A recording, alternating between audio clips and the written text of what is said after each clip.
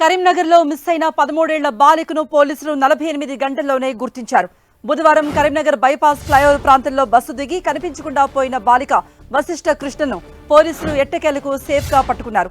CC footage ఆధారంగా Jubilee bus stand ప్రాంతంలో బాలికను పట్టుకున్నారు. దీనిపై మరిన్ని అప్డేట్స్ ఇవ్వడానికి మా ప్రతినిధి సతీష్ సిద్ధంగా ఉన్నారు. సతీష్, కరీంనగర్ నుండి హైదరాబాద్కి ఎలా చేరుకుంది అమ్మాయి?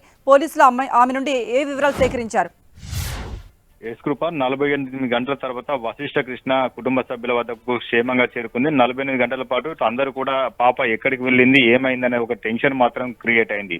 2 రోజుల క్రితం పాప పెద్దపల్లి నుంచి కరీంనగర్ రావాల్సిండగా కరీంనగర్ బైపాస్ రోడ్ లో బస్సు దిగి ఆ పాప నేరుగా కరీంనగర్ నుంచి హైదరాబాద్ వెళ్ళినట్టుగా తెలుస్తుంది. తిరిగి హైదరాబాద్ జేబీఎస్ ను ఆ బస్ స్టాండ్ నుంచి మరొకసారి బస్సు ఎక్కి ఇటు కరీంనగర్ మీదుగా జగిత్యాల వైపు వెళ్ళినట్లుగా ఒక యువకుడు ఇచ్చినటువంటి సమాచారం ఆధారంగా పాప ఇటు జగిత్యాల వైపు వెళ్ళిందని చెప్పి పోలీసులంతా కూడా పాప ఫోటోతో గాలింపు చర్యలు చేపట్టారు. సోషల్ మీడియాలో కూడా పాప ఆచూకీ తెలిపాలని చెప్పి ఆ కుటుంబ సభ్యులంతా కూడా కొంత సోషల్ మీడియా పోస్ట్ పెట్టారు. టెంటివ్ కూడా నిన్నడుతుంది ఆ పాప మిస్సింగ్ పైన కథనాలు ఇవ్వడం జరుగుతుంది. అయితే తిరిగి జగిత్యాల నుంచి పాప హైదరాబాద్ జేబీఎస్ వెళ్ళింది. అక్కడ ఉన్నటువంటి ఒక ఆటో డ్రైవర్ ఆ పాప ఫోటోను చూసి గుర్తించి అక్కడ ఉన్నటువంటి పాప కోసం గాలిస్తున్నటువంటి పోలీసు బృందాలకు సమాచారం అందించడంతో నిన్న అర్ధరాత్రి 1 గంట ప్రాంతంలో పాపను పోలీసులు పట్టుకోవడం జరిగింది. అక్కడ నుంచి పాపను నేరుగా కరీంనగర్ తీసుకువచ్చి ఉదయం 5 గంటల ప్రాంతంలో కుటుంబ సభ్యులకు అప్పగించారు. అయితే పాప తన ఇష్టపూర్వకంగానే ఇంటికి వెళ్లడం ఇష్టం లేకనే బస్సులో ప్రయాణం కొనసాగించినట్టుగా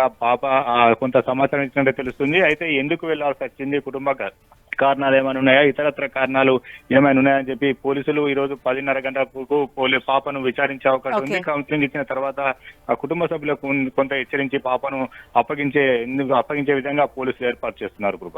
రైట్ సతీష్.